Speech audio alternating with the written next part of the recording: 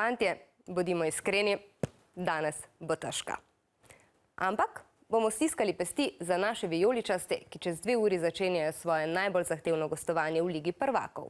V Londonu se bodo namreč pomerili s Chelseajem, tekmo pa si bo zagotovo ogledalo tudi veliko mladih, ki tekmujejo v prvenstvu osnovnih šol Ljubljane.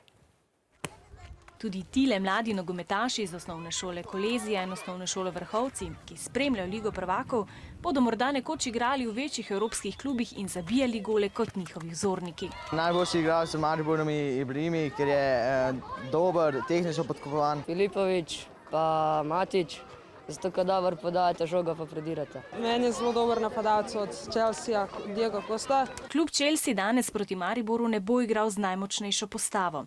Trener Jose Mourinho je namreč sporočil, da bo zaradi poškodbe v konici napada manjkal Diego Costa.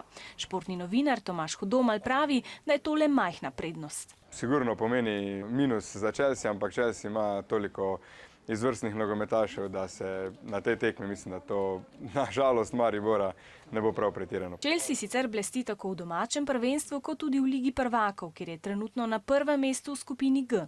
In jaz mislim, da je motivacija absolutno na strani Maribora, tudi angažiranost na tekmi bo na strani Maribora, borbenost in to so vse stvari, ki bi jih lahko Mariborčani naučili. Angleži so sicer favoriti, a tudi vijoličasti lahko presenetijo. Nobene tekme do zdaj še niso izgubili in zelo dobro bodo morali igrati v obrambi, pravijo mladi nogometaši. Moj nasvet za Maribor je bunker pa kontra.